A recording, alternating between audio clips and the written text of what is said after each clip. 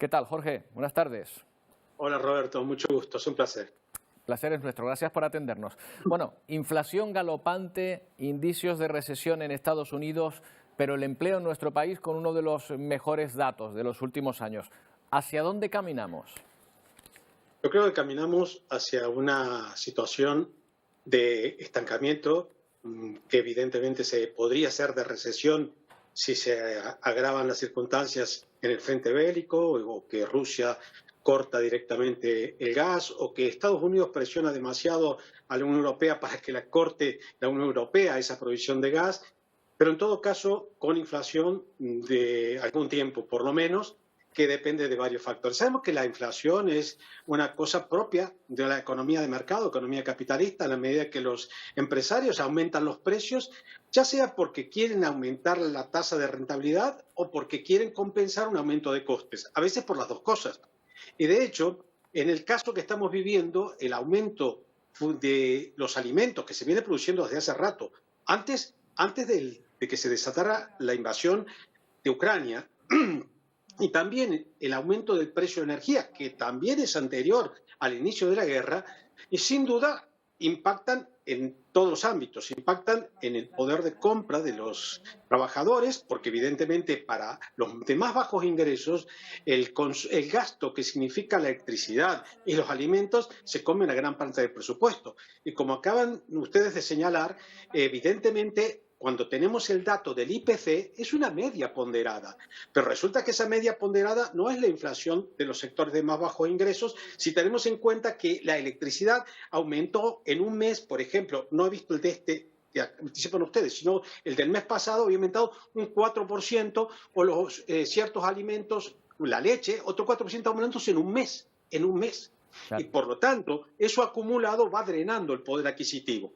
Si resulta que luego para tratar de atajar la inflación, se toman medidas como las que se están tomando, que son de la ortodoxia liberal, de tratar de incrementar los tipos de interés, pues tenemos servida una recesión probablemente, por lo menos un estancamiento seguro, porque esas medidas lo que hacen es encarecer el crédito, evidentemente los trabajadores también están endeudados, y eso significa que ahora tienen que destinar, además de más dinero para alimentos, más dinero para energía, también más dinero para intereses por los préstamos que tienen.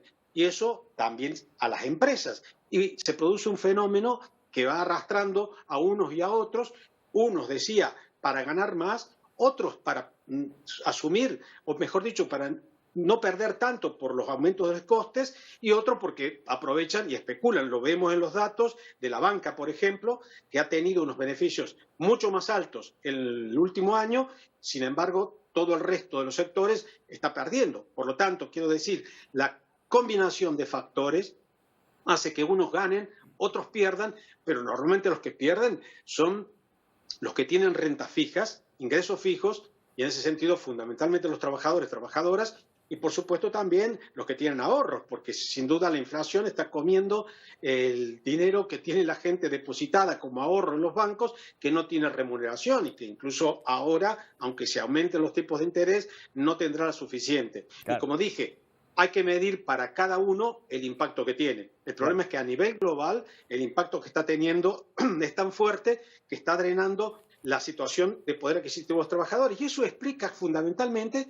por ejemplo, la pérdida de adhesión de los gobiernos que, sin embargo, están haciendo políticas sociales como el de España, ¿no? Que hace políticas sociales, progresistas, redistributivas, pero no compensan la pérdida de poder adquisitivo, repito, para ciertos sectores que han perdido mucho más de lo que le puedan compensar con ciertos subsidios o con la contención limitada del aumento del precio de la energía. Es una contención muy limitada, pero la energía ha aumentado Jorge, muchísimo. ¿Sí?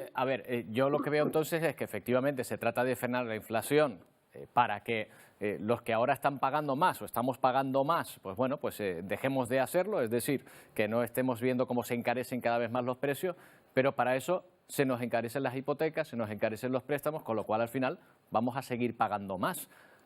¿Pagando más vamos a llegar a pagar menos al final? O sea, ¿pagando más vamos a acabar con la inflación? No, por supuesto que no. Vamos a tener esta inflación que llamamos, que es una combinación de estancamiento y inflación, que es muy malo. Y si no, hasta se puede llegar a una recesión con inflación, slamflation, que le dicen, ¿no?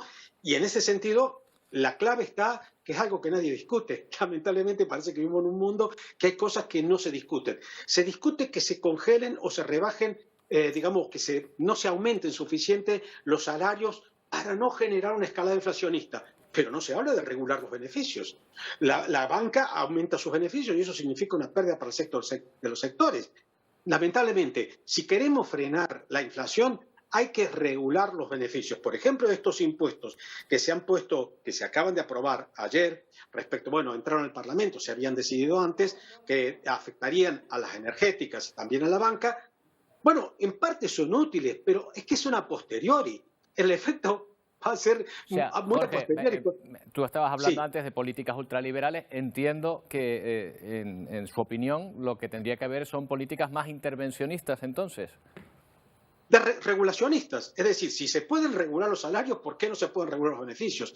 Y en ese sentido se ha topado muy alto el precio de la energía, pero evidentemente una de las vías es precisamente establecer topes de productos básicos. Eso es como medida inmediata y como medida a largo plazo tener garantizada el abastecimiento alimentario y el abastecimiento energético con empresas públicas que permitan además regular los precios del mercado, porque estamos en un oligopolio que fija los precios, 3 grandes empresas fijan los precios a su antojo y resulta que nadie puede intervenir. O sea, todo se puede regular, todo se puede intervenir, los salarios incluidos, pero resulta que no se pueden regular los beneficios.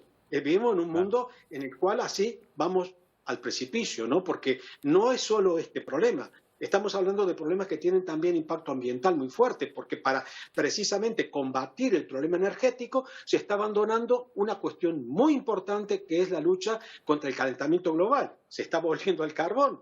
Resulta que para abaratar los costes estamos destruyendo más el planeta y las olas de calor que estamos teniendo, como dijo un científico, tendremos este verano, el verano más fresco del resto de nuestras vidas, porque cada año seguirán subiendo.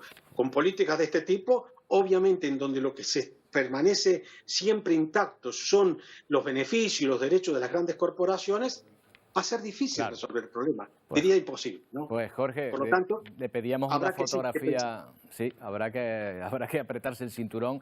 Le pedíamos una fotografía económica, económica y la verdad es que puestos a elegir me quedo con la del Alcázar de Segovia que tiene justo detrás, porque con la económica que vamos a tener que soportar, desde luego no. Muchas gracias. Yo no reivindico ajustarse el cinturón, sino que en todo caso se ajusten los extraordinarios beneficios empresariales, porque evidentemente eso ayudaría a no ajustarnos el cinturón nosotros. Muy bien, gracias Jorge. Buenas tardes. Un abrazo. Hasta otro momento.